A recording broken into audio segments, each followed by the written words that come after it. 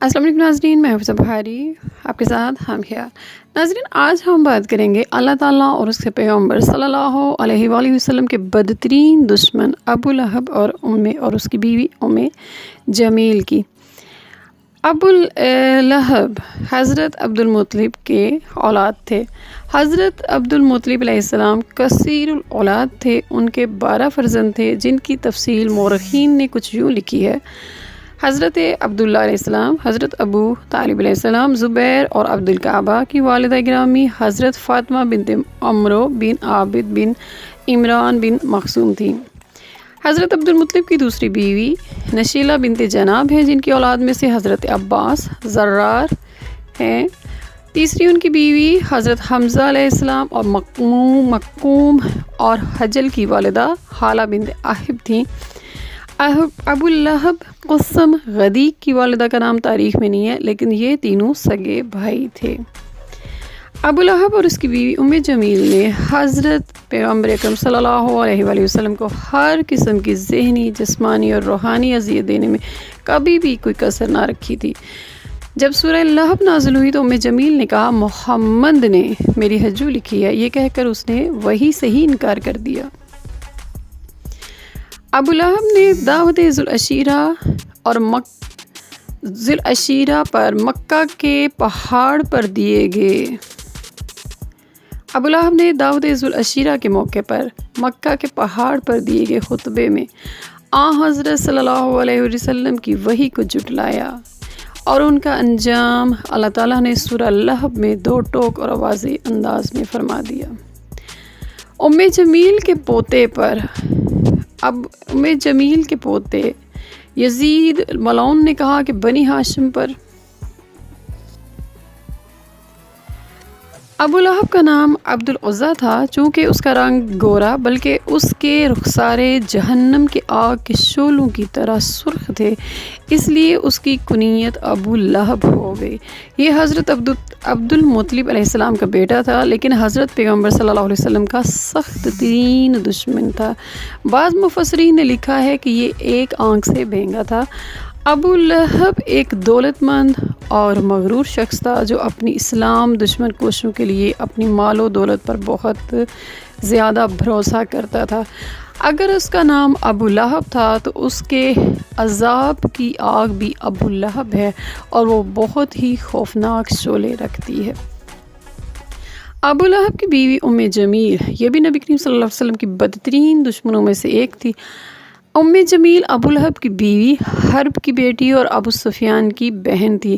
حضرت پیغمبر اکرم صلی اللہ علیہ وسلم کے راستے میں کانٹے بچھاتی تھی، بد زبانی کرتی تھی، اور جب جمیل نے خبر سنی کہ ایک سورہ لہب اس کے اور اس کے شوہر کے بارے میں نازل ہوا ہے، تو وہ ہاتھ میں پتھر اٹھائے ہوئے غضبناک ہو کر حضرت رسول اللہ صلی اللہ علیہ وسلم کو ڈھونڈنے نکلی، اور وہ کہہ رہی تھی کہ میں نے سنا ہے کہ محمد نے میری حجو کی ہے، اگر وہ مجھے مل گیا تو میں یہ پتھر اس کے چہرے پر مار دوں گی، نعوذ باللہ ثم نعوذ باللہ۔ لیکن اللہ تعالیٰ نے جمیل کی آنکھوں پہ پردہ ڈال دیا، اور وہ حضرت رسول اللہ صلی اللہ علیہ وسلم کو نہ دیکھ سکی اور اپنے ناپاک ارادے میں کامیاب نہ ہوئی۔ اللہ تعالیٰ نے سورہ لہب میں حضرت پیغمبر اکرم صلی اللہ علیہ وسلم کے بدترین دشمن کا خود ذکر فرمایا ہے۔ سورہ لہب واحد سورت ہے جس میں پیغمبر اکرم صلی اللہ علیہ وسلم کے اس زمانے کے بدترین دشمن کا نام لے کر اللہ تعالیٰ نے اس پر سخت حملہ کیا ہے۔ اس سورہ کا مضمون بتاتا ہے کہ ابو لہب کو اسلام اور رسول اللہ صلی اللہ علیہ وسلم سے سخت دشمنی اور عداوت تھی۔ اس کی بیوی حضرت پیغمبر اکرم صلی اللہ علیہ وآلہ وسلم کی نہ صرف زبانی کی دشمن نہ تھی، بلکہ سارا دن کانٹوں بھری ٹہنیاں لے کر حضرت صلی اللہ علیہ وسلم کے راستے میں بچھا دیتی تھی۔ ان دونوں کی دشمنی مزید کس حد تک ہوگی کہ اللہ تعالیٰ نے اپنے حبیب محمد صلی اللہ علیہ وسلم کے ہر 2 جانی دشمنوں کے لیے مکمل سورہ نازل فرما کر ان کے لیے آخرت کے دائمی عذاب کو قرآن مجید میں یوں بیان فرمایا ہے۔ سورہ مبارکہ کا ترجمہ ہے، ٹوٹ گئے ہاتھ ابو لہب کے اور وہ ہلاک ہوا، اس کا مال اور جو اس نے کمایا وہ اس کے کام بالکل نہ آیا، بہت جلد وہ بھڑکتی ہوئی آگ میں ڈال دیا جائے گا، اور اس کی عورت بھی جو لکڑیاں لاد لاد کے لانے والی تھی، اس کی گردن میں مونج کی رسی ہوگی۔ جب نبی کریم صلی اللہ علیہ وسلم کو اللہ تعالیٰ نے حکم دیا کہ اپنے قریبی رشتہ داروں کو بلاؤ اور انہیں اسلام کی دعوت دو، تب بھی رسول پاک صلی اللہ علیہ وسلم کے بلانے پر جب وہ آپ کو اپنے عزیز رشتہ داروں کو دعوت کے لیے بلاتے تو ابو لہب انہیں منتشر کر دیتا، وہ لوگوں کو اکٹھا نہ ہوتا۔ آخر تیسرے دن رسول پاک صلی اللہ علیہ وسلم سے برداشت نہ ہوا اور دوسرے دن رسول اللہ صلی اللہ علیہ وسلم پھر جب کچھ فرمانے لگے تو ابو لہب سٹ پٹا گیا اور شرارت کا ارادہ کیا، تو حضرت ابو طالب نے رسول اللہ صلی اللہ علیہ وسلم کے چچا نے جھڑک کر فرمایا، اے یک چشم خاموش ہو جا، تجھے ان سے کیا واسطہ ہے؟ اور لوگوں سے فرمایا کہ خبردار اگر تم میں سے کوئی اٹھا۔ چنانچہ تمام لوگ مرعوب ہو کر بیٹھ گئے۔ حضرت رسول اللہ صلی اللہ علیہ وسلم سے فرمایا، اے میرے سردار، اٹھ کر ارشاد فرمائیے جو تبا چاہے اور اپنے پروردگار کی رسالت کو پہنچائیے، کیونکہ آپ صادق و مصدق ہیں۔ یقین کریں ایک وہ چچا جو ہر طرح سے مدد کر رہا ہے اور دوسری طرف وہ چچا تھا جو ہر طرح سے رسول اللہ صلی اللہ علیہ وسلم کی جڑیں کاٹنے میں مصروف تھا۔ تمام صحابہ میں یہ حدیث مشہور و معروف ہے کہ حضرت ابن عباس سے مروی ہے کہ قریش مکہ نے رسول اللہ صلی اللہ علیہ وسلم سے معجزہ طلب کیا کہ آپ چاند شق کر کے فرمائیں، تو آپ صلی اللہ علیہ وسلم نے شق القمر کا معجزہ دکھایا۔ ابو لہب جنگ بدر میں شریک نہ ہوا تھا۔ ابو سفیان نے قریش کے لشکر کی شکست اور سرکوبی کی کیفیت اس سے بیان کی اور آسمان و زمین پر نازل ہونے والے سواروں کا ذکر کیا۔ جنگ بدر میں جو فرشتے نازل ہوئے تھے ان کا ذکر کیا۔ حضرت عباس بن عبد المطلب کے غلام ابو رافع وہاں بیٹھے تھے، انہوں نے کہا کہ وہ سوار آسمان کے فرشتے تھے۔ ابو لہب بھڑک اٹھا اور اس نے ایک زوردار تھپڑ ابو رافع کو مارا اور اسے زمین پر پٹخ دیا۔ حضرت عباس کی بیوی ام الفضل نے ایک چھری اٹھا کر ابو لہب کے سر پر دے ماری اور کہا کہ کیا تو نے اس کمزور آدمی کو اکیلا سمجھا ہے؟